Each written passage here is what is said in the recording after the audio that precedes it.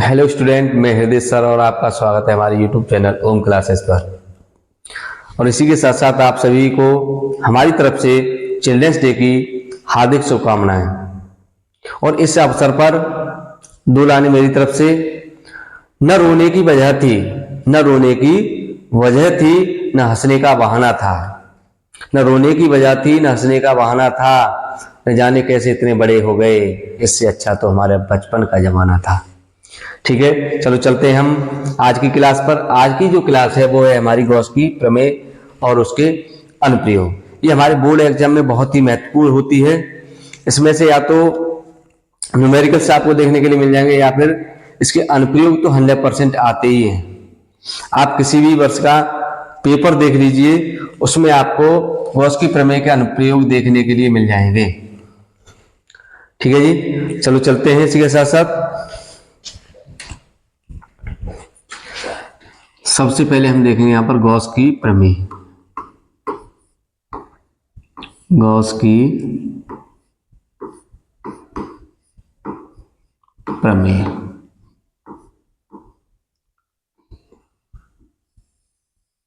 ठीक है।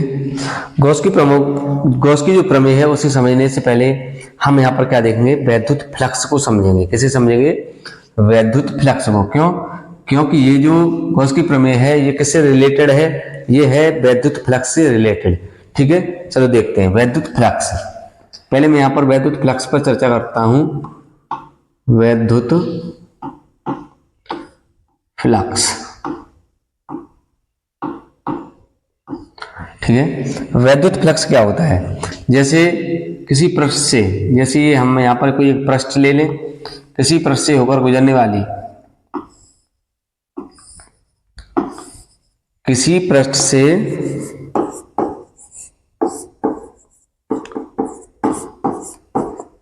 किसी पृष्ठ से होकर गुजरने वाली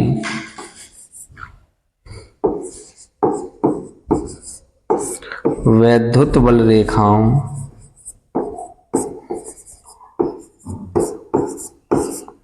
वैद्युत बल रेखाओं के योग को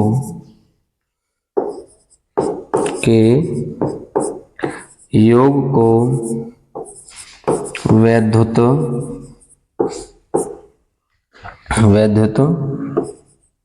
फ्लक्स कहते हैं।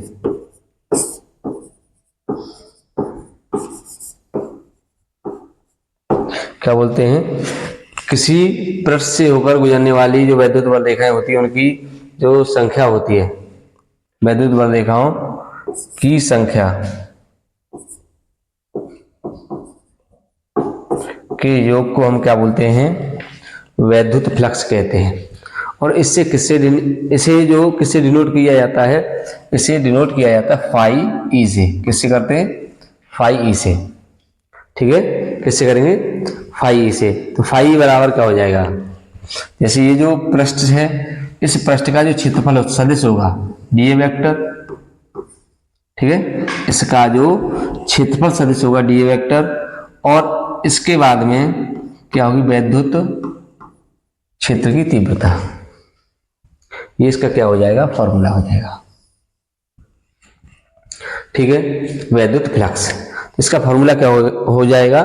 फाई ई बराबर D vector into vector E. अब इसके बाद में हम देखते हैं गॉस की प्रमेय क्या होती है। ठीक है, ये तो हमारा क्या हो गया? वैद्युत फ्लक्स हो गया। अब इसी से रिलेटेड क्या है? गॉस की प्रमेय।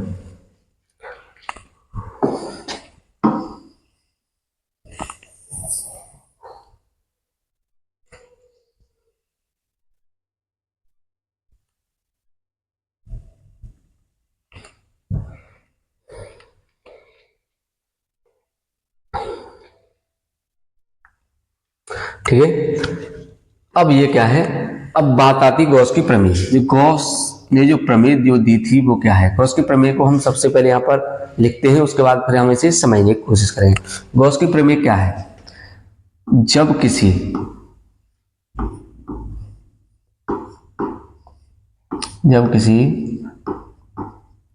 बंद पृष्ठ से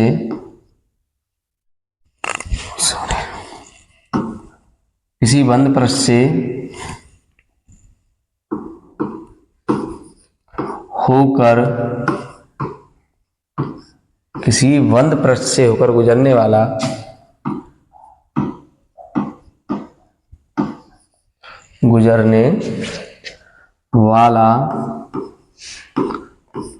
कुल वैद्युत फ्लक्स या संपूर्ण वैद्युत फ्लक्स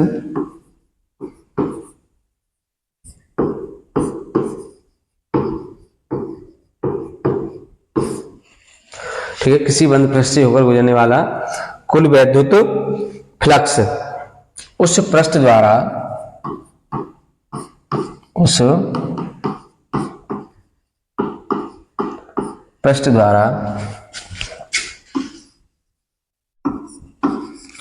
घिरे हुए कुल आवेश का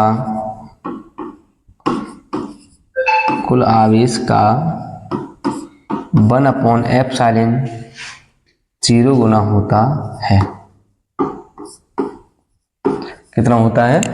1/ε0 गुना होता है। यानी इसमें ये क्या कर रहा है, जैसे ये जो वैद्युत फ्लक्स है, इसमें से जो गुजरने वाला वैद्युत फ्लक्स है वो जैसे कोई ये पृष्ठ है, अब इस पृष्ठ पर क्या है, ये एक आवेश वितरित है। ठीक है, इस पर क्या होगा, कोई एक आवेश वितरित होगा।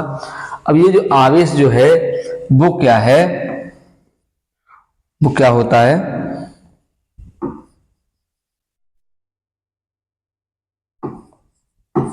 वन अपॉन एप्सिलॉन 0 गुना होता है। यानी फाई ई बराबर हमारा हो जाएगा Q अपॉन एप्सिलॉन नॉट। ये क्या हो जाएगी, गॉस की प्रमेय। ठीक है, ये क्या होगी, गॉस की प्रमेय होगी। पहले मैंने आपको क्या समझाया, वैद्युत फ्लक्स। वैद्युत फ्लक्स क्या होता है, किसी पृष्ठ से होकर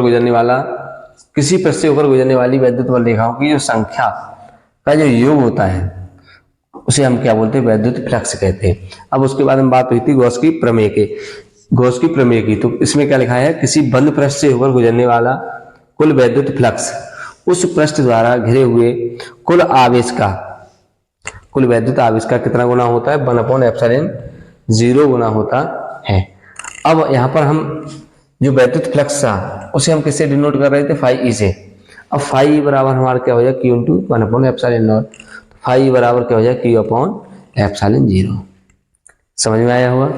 चलो, अब इसके बाद में हम क्या करेंगे, इसकी उत्पत्ति करेंगे। आप उससे पहले इसका स्क्रीनशॉट ले लीजिए।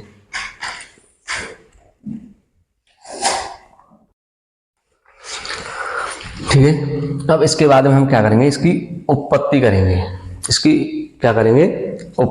उसे देखते चलो। गॉस की प्रमेय की उत्पत्ति। तो यहाँ पर क्या लेते हैं हम, यहाँ पर हम क्या लेंगे, एक बंद पृष्ठ लेंगे। क्या लिया हमने, एक बंद पृष्ठ लिया। ठीक है, जिसमें क्या है, एक प्लस Q आवेश स्थित है। एक ए बंद पृष्ठ है, इसके बिंदु O पर क्या है, एक प्लस Q आवेश क्या है, स्थित है। अब O से स्मॉल r दूरी पर एक बिंदु क्या है, P स्थित है। क्या है, एक बिंदु क्या है, P है। यहाँ पर इसका क्षेत्रफल सदिश क्या है, dA है। और इसका जो संगत जो क्षेत्रफल सदिश है वो यहाँ पर क्या हो जाएगा, इसका संगत क्षेत्रफल सदिश dA वेक्टर। और यहाँ से वैद्युत क्षेत्र की तीव्रता क्या हो जाएगी, वेक्टर ए। क्या हो जाएगी, वेक्टर ए। ठीक है, और यहाँ पर एक हम अल्पांश ले लेते हैं। क्या ले लेंगे, एक अल्पांश।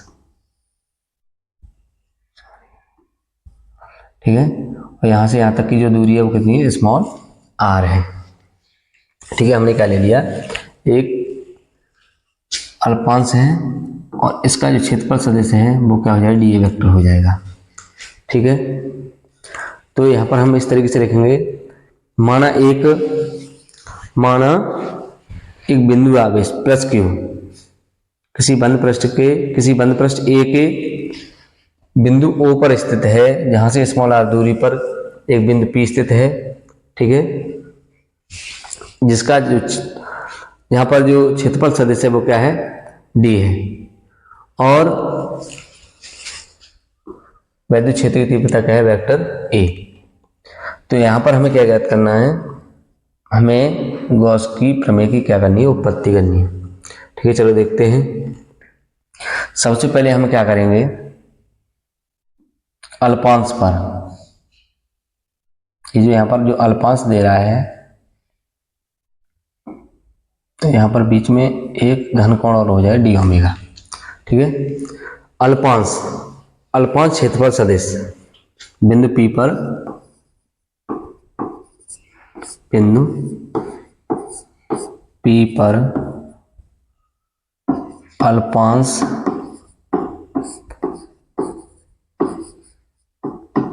क्षेत्रफल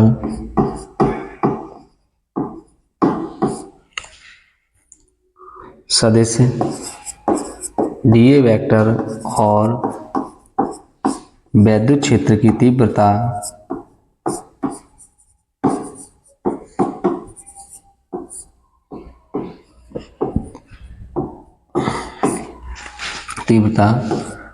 वेक्टर ई के बीच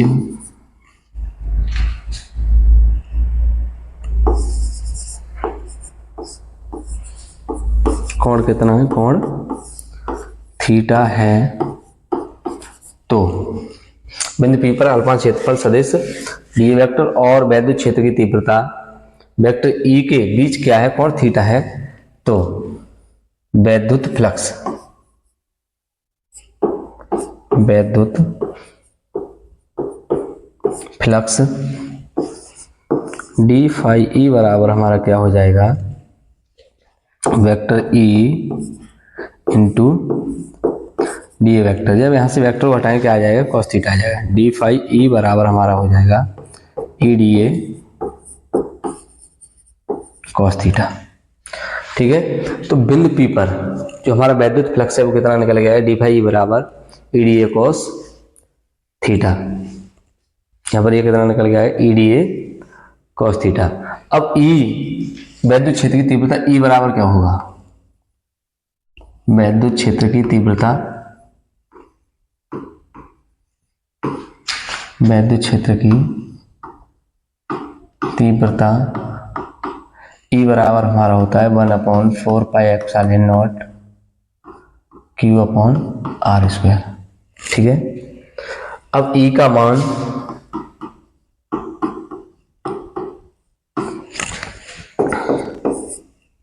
समीकरण 1 में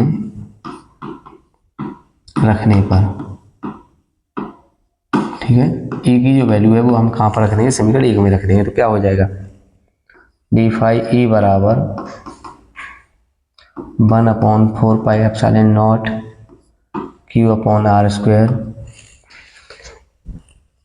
ई D A cos theta. E D A sorry E की जगह तो ये वैल्यू हमने पुट कर दी है, डी ए कॉस थीटा हो जाएगा। क्या हो जाएगा, D A cos theta.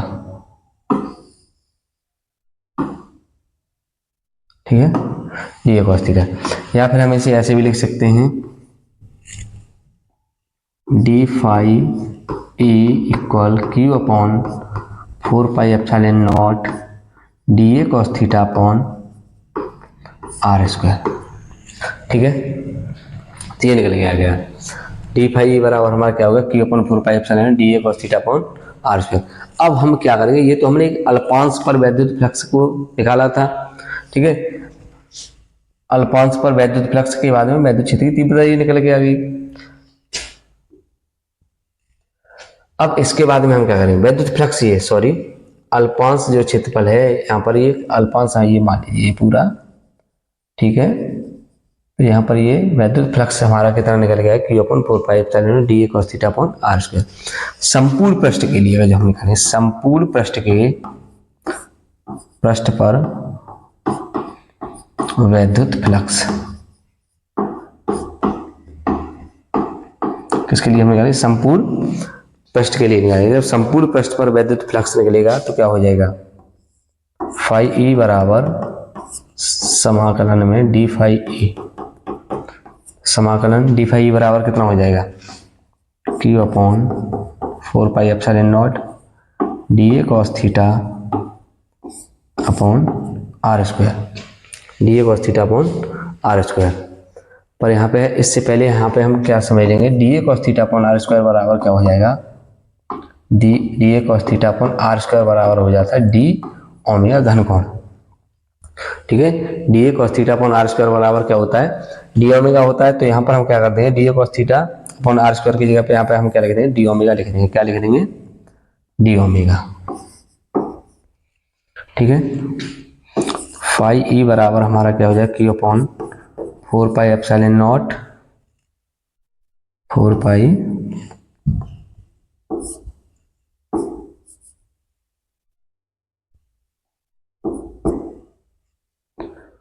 Q upon 4 pi epsilon not,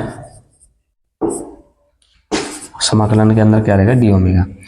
समाकलन डी ओमेगा बराबर यहाँ पर क्या हो जाएगा, 4 पाई अंतरित घनकोण, डी ओमेगा बराबर क्या हो जाएगा, 4 पाई। तो यहाँ पर हम क्या करें, फाई ई बराबर हमारा हो जाएगा Q upon 4 pi epsilon not into 4 pi.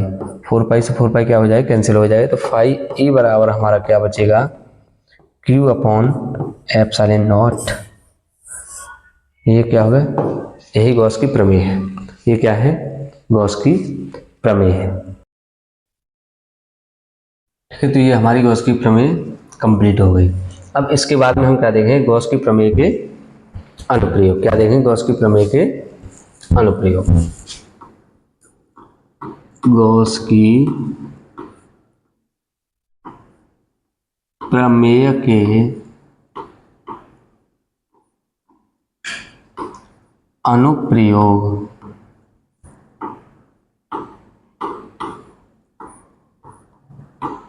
Gauss की प्रमेय के अनुप्रयोग। ठीक है, इसमें सबसे पहले हम क्या देखेंगे, पहला अनुप्रयोग जो होगा वो होगा अनंत लंबाई, अनंत लंबाई के एक समान, अनंत लंबाई के एक समान आवेशित तार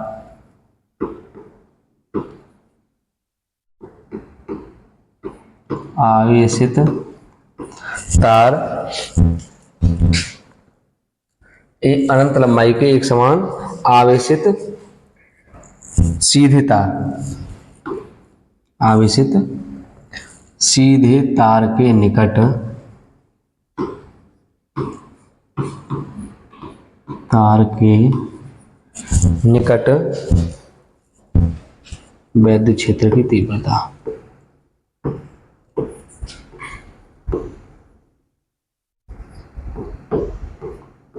वैद्युत क्षेत्र की तीव्रता। ठीक है, तो हम क्या करेंगे, अनंत लंबाई के एक समान आवेशित सीधे तार के निकट वैद्युत क्षेत्र की तीव्रता इसमें ज्ञात करेंगे।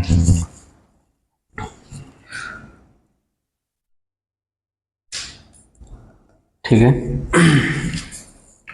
सबसे पहले हम इसका एक फिगर बनाएंगे। उसमें देखेंगे, एक हम क्या लेंगे, सीधा तार लेंगे अनंत लंबाई का, इसकी लंबाई कितनी होगी, इन्फिनिट होगी।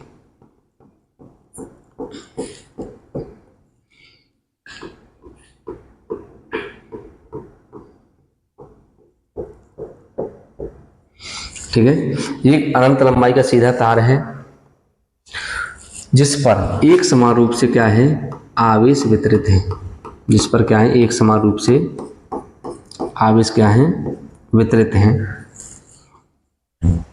और इसका जो रेखीय आवेश घनत्व है, इसका रेखीय आवेश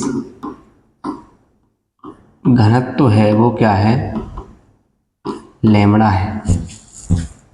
ठीक है, इसकी जो थ्योरी बनेगी वो हम इस तरीके से रखेंगे, माना एक अनंत लंबाई का तार जिसका रेखीय आवेश घनत्व लैम्बडा है, पर आवेश एक समान रूप से क्या है, वितरित है। अब इस तार से स्मॉल आर दूरी पर हम क्या करेंगे, इस तार से स्मॉल आर दूरी पर हम क्या लेते हैं, एक वेलन लेते हैं। क्या लेंगे? वेलन। बेलनाकार पृष्ठ लेंगे। क्या लेंगे? बेलनाकार पृष्ठ।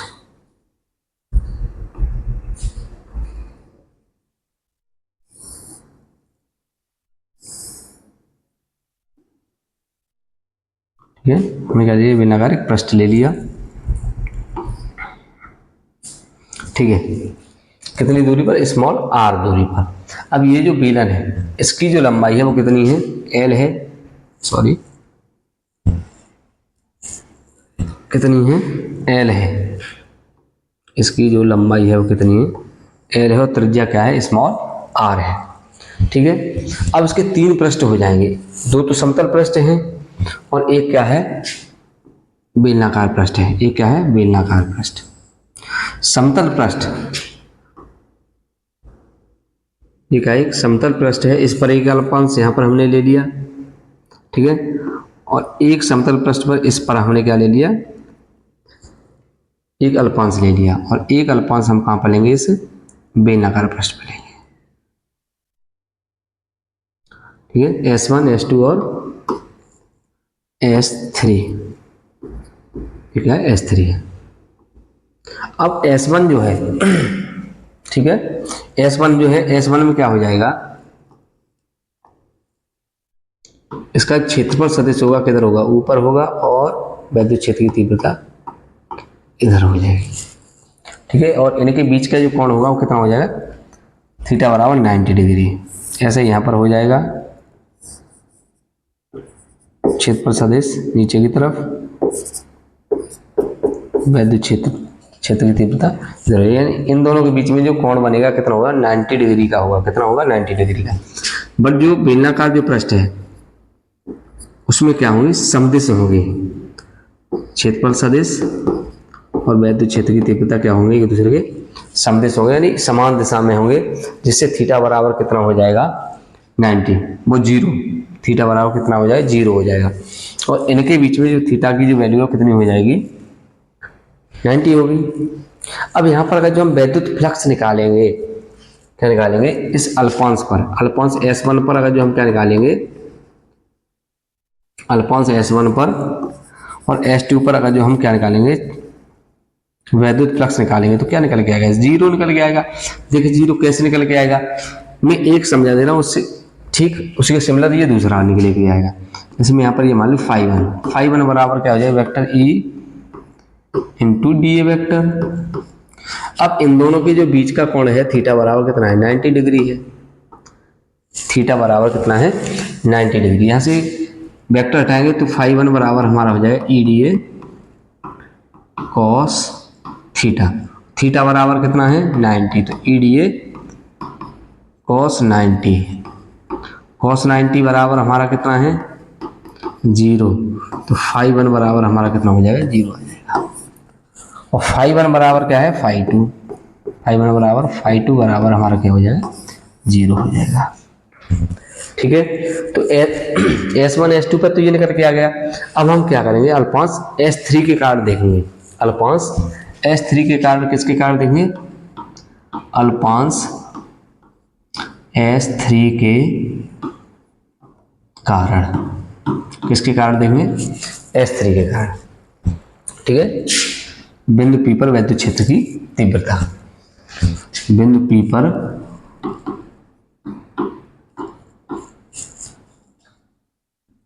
बिंदु P पर वैद्युत फ्लक्स। बिंदु P पर वैद्युत फ्लक्स। ठीक है, तो यहाँ पर क्या हो जाएगा? यहाँ पर हमारा निकल गया डी फाई ई बराबर vector E into D A vector बराबर हमारा हो जाएगा ई D A cos 0 degree. Cos 0 बराबर कितना होता है? 1, तो हमारा डी फाई बराबर निकल के आ जाएगा ई डी ए। ठीक है, तो डी फाई बराबर क्या निकल गया है? ई डी ए। इतना ये क्लियर हो गया। अब इसके बाद में हम देखें संपूर्ण बेलनाकार पृष्ठ पर वैद्युत फ्लक्स। क्या देखें? संपूर्ण बेलनाकार पृष्ठ पर वैद्युत फ्लक्स। किस पे देखेंगे? संपूर्ण बेलनाकार पृष्ठ पर वैद्युत फ्लक्स। संपूर्ण बेलनाकार पृष्ठ पर विद्युत फ्लक्स। ठीक है, फाई बराबर हमारा क्या हो जाएगा, समाकलन डी फाई ई बराबर हमारा हो जाएगा समाकलन ई डी ए, या फिर हम यहाँ पर क्या कर देंगे ई समाकलन में क्या हो जाएगा डी ए। यह क्षेत्रफल सदिश है। अब बेलन का क्षेत्रफल बराबर क्या होता है, बेलन का क्षेत्रफल बराबर हमारा क्या होता है, बेलन का क्षेत्रफल बराबर होता है 4 पाई आर। तो बेलन का क्षेत्रफल, तो बेलन का क्षेत्रफल कितना 2 पाई आर है। ठीक है, सॉरी, बेलन का क्षेत्रफल क्या होता है 2 पाई आर एल होता है, और गोले का क्या होता है 4 पाई आर स्क्वायर। तो यहाँ पर हम क्या करेंगे, बेलन का जो क्षेत्रफल है तो इसका फाई ई बराबर हमारा क्या हो जाएगा ई इंटू समाकलन डी ए बराबर हमारा क्या हो जाएगा 2 पाई आर। ठीक है, क्या हो जाएगा 2 pi R L E into 2 pi R L. Phi E बराबर हमारा क्या निकल गया E into 2 pi R L. ठीक है, क्या निकल के आ गया E into 2 pi R L.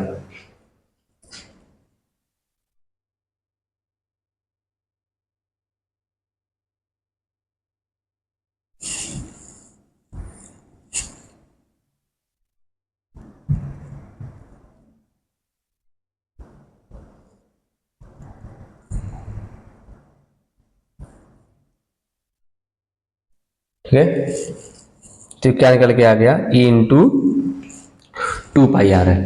अब यहां पर गॉस की जो प्रमेय होती है वो क्या है,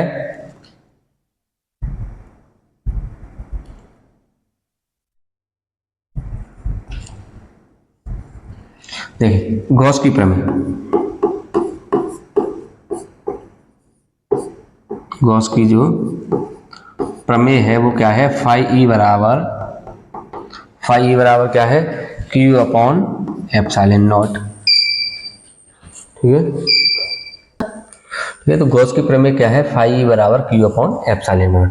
अब यहां पर हम क्या देखें, रेखीय आवेश घनत्व, रेखीय आवेश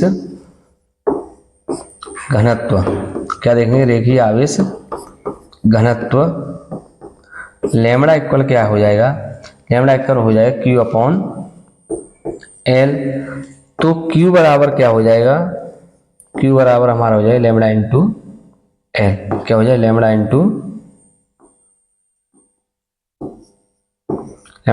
L.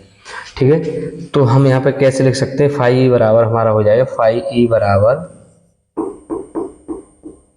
Lambda L upon epsilon not. ठीक है, अब फाई ई की जो वैल्यू निकल के यहाँ पर आई है, फाई ई की जो वैल्यू यहाँ पर ये मान लें समीकरण 1 और इसे मान लें, इसे इक्वेशन फर्स्ट और इसे सेकंड, इक्वेशन फर्स्ट व सेकंड से। ठीक है, तो यहाँ पर क्या हो जाएगा, फाई की जगह पर हम क्या लिख देंगे E into 2 pi R L, E into 2 pi R L equal lambda L upon epsilon not. L से एल क्या हो जाएगा, कैंसिल हो जाएगा, और ई बराबर हमारा क्या हो जाएगा, ई बराबर हो जाएगा 1 upon 2 pi R, 1 upon 2 pi epsilon naught, 1 upon 2 pi epsilon naught, और यहाँ से हमारा हो जाएगा लैम्बडा अपॉन आर। ई बराबर हमारा यहाँ पर क्या निकल के आएगा 1 upon 2 pi epsilon naught lambda upon R. तो ये क्या है, अनंत लंबाई के एक समान आवेश से सीधे तार के निकट विद्युत क्षेत्र की तीव्रता है। क्या है ये, विद्युत क्षेत्र की तीव्रता। ठीक है, इसे आप नोट कर लें, आप इसका स्क्रीनशॉट ले लें।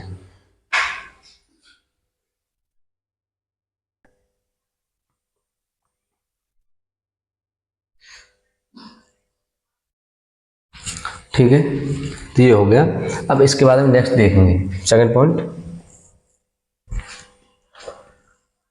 दूसरा जो अनुप्रयोग है वो क्या है, एक समान और अनंत विस्तार की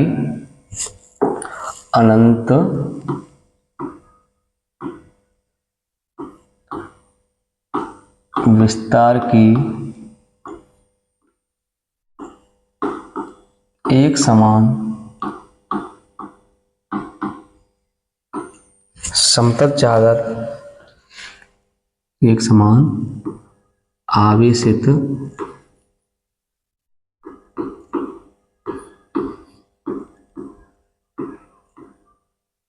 समतल चादर के निकट एक समान आवेशित समतल चादर के निकट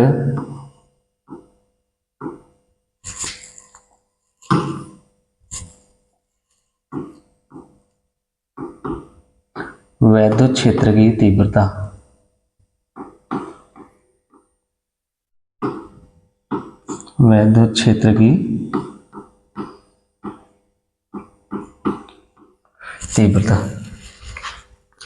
ठीक है।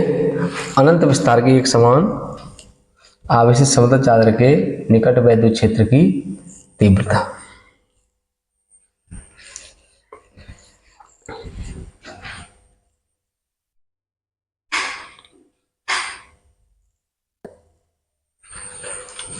ठीक है, तो यहां पर हम क्या करेंगे, एक अनंत विस्तार क्या ले लेंगे, समतल चादर ले लेंगे।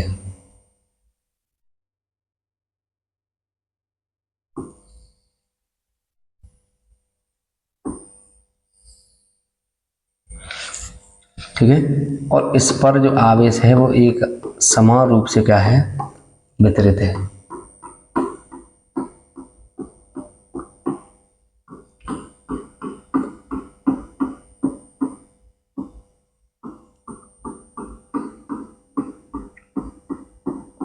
ठीक है, इस पर आवेश जो है वो क्या है, एक समान रूप से वितरित है। अब हम यहाँ पर क्या कर लेंगे, बेलनाकार गॉसी पृष्ठ की कल्पना करेंगे। क्या करेंगे हम, एक बेलनाकार गॉसी पृष्ठ की कल्पना करेंगे, इसकी जो दूरी है वो कितनी है, 2r है। ठीक है, अब इस पृष्ठ पर हम देखते हैं, इस पर ये क्या क्यू आवेश है, आवेश कितना, क्यू आवेश। अब इस पर हम देखते हैं, एक अल्पांश यहाँ पर है हमारा, एक अल्पांश हमने यहाँ पर मान लिया, और एक अल्पांश आप इसका यहाँ पर मान लीजिए।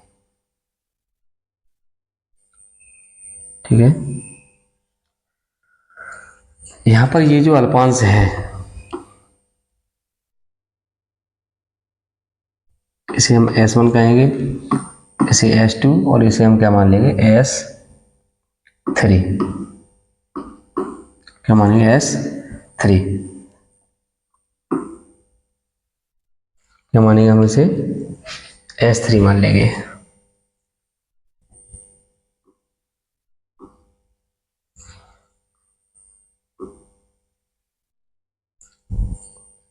ठीक है, तो यहाँ पर क्या है, यहाँ पर जो वैद्युत क्षेत्र की तीव्रता और क्षेत्रफल सदिश है वो क्या है, दोनों एक ही दिशा में है। वैद्युत क्षेत्र की तीव्रता और क्षेत्रफल सदिश दोनों समदिश हैं। सेम यहाँ पर भी यही कंडीशन है। ठीक है, लेकिन यहाँ पर क्या हो जाएगा, यहाँ पर वैद्युत क्षेत्र की तीव्रता और क्षेत्रफल सदिश क्या हो जाएगा, भिन्न भिन्न हो जाएगा। क्या हो जाएगा, भिन्न, यानी 90 डिग्री पर है, भिन्न भिन्न क्या, 90 डिग्री पर है। ठीक है, अब इसके बाद में हमें क्या ज्ञात करना है, वैद्युत क्षेत्र की तीव्रता ज्ञात करनी है। तो यहाँ पर क्या हो जाएगा, यहाँ पर तो वैद्युत क्षेत्र की तीव्रता क्या होगी, 0 हो जाएगी, यानी cos 90 बराबर क्या हो जाएगा, 0 हो जाएगा। तो यहाँ पर क्या हो जाएगी, वैद्युत क्षेत्र की तीव्रता E इक्वल हमारी हो जाएगी 0। किस पर, S3 पर। किस पर, S3 पर। अब बात आती है हमारी S1 और S2 की। तो E बराबर हमारा क्या हो जाएगा, E बराबर हमारा हो जाएगा φ1 प्लस φ2। E बराबर क्या हो जाएगा, डी फाई E बराबर हमारा क्या हो जाएगा, φ1 plus φ2, D phi E equal हमारा φ1 की वैल्यू हम कितनी रख देंगे, into D A vector E into D A vector plus vector E into D A vector. यहाँ से वेक्टर हटाएं, क्या हो जाए, E D A cos theta plus यहाँ पर भी क्या हो जाए, E D A cos theta.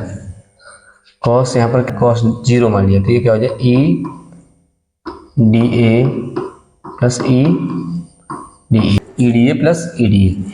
तो ये किस पर निकल के आ गया, S1 और S2 पर। अब इसके बाद में हम देखें संपूर्ण पृष्ठ पर, संपूर्ण पृष्ठ पर वैद्युत फ्लक्स, संपूर्ण पृष्ठ पर वैद्युत फ्लक्स। तो फाई ई बराबर हमारा क्या हो जाएगा, समाकलन में डी फाई ई। तो डी फाई ई बराबर हमारा क्या है, ई डी ए प्लस ई समाकलन ई डी ए। ई को यहाँ से बाहर निकाल लो, समाकलन में डी ए प्लस ई यहाँ से भी बाहर निकालिए, यहाँ पर भी क्या रहेगा, डी ए। यदि डी ए बराबर क्या हो, समाकलन डी ए बराबर हमारा हो ए, तो फाई ई बराबर हमारा हो जाएगा ई ए प्लस ई ए, 2E ए, क्या हो जाए 2E ए। फाई ई बराबर हमारा क्या निकल गया है, 2E ए। अब इसके बाद में हम क्या करेंगे, गॉस की जो प्रमेय है, गॉस की प्रमेय क्या है, फाई ई बराबर क्या है, Q upon epsilon naught. Phi E बराबर क्यू अपॉन एप्सिलॉन नॉट। अब यहाँ पर जो रेखीय आवेश घनत्व जो है इसका, ठीक है, वो क्या है, सिग्मा बराबर हमारा क्या हो जाएगा, क्यू अपॉन ए। क्यू बराबर हमारा क्या हो जाएगा, सिग्मा ए। क्यू की जगह पे हम क्या लिख देंगे, sigma A upon epsilon naught. Phi की जगह पर क्या कितना आ जाएगा, 2E ए बराबर। अब पृष्ठीय आवेश घनत्व कितना है इसका, सिग्मा बराबर क्यू अपॉन ए। तो सिग्मा बराबर वो क्यू बराबर कितना हो जाए, सिग्मा इंटू ए। तो sigma A upon epsilon naught, A से ये क्या हो जाए, कट जाएगा, और ई बराबर हमारा हो जाएगा सिग्मा अपॉन 2 एप्सिलॉन। तो ये किस पर, वैद्युत क्षेत्र की तीव्रता निकल के आ गई, अनंत विस्तार की एक समान आवेशित समतल चादर के निकट वैद्युत क्षेत्र की तीव्रता ये हमारी निकल के आ गई। ठीक है, तो ये यहाँ पर क्या थी, एक चादर थी, उस पर एक समान रूप से क्या था, आवेश वितरित था, और इसका जो पृष्ठीय आवेश घनत्व था वो कितना था, सिग्मा। कितना था, सिग्मा। तो सिग्मा बराबर यहाँ पर हमने कितना लिया, क्यू अपॉन ए। और उससे पहले ये वैल्यू हमारी निकल के आ गई थी, जब इसे हम मान लिया समीकरण 1 और इसे हमने मान लिया था समीकरण 2। जब यहाँ पर समीकरण 1 व 2 को हमने क्या किया, सॉल्व किया, तो हमारी ये वैल्यू निकल के आ गई, ई बराबर सिग्मा अपॉन 2 एप्सिलॉन नॉट।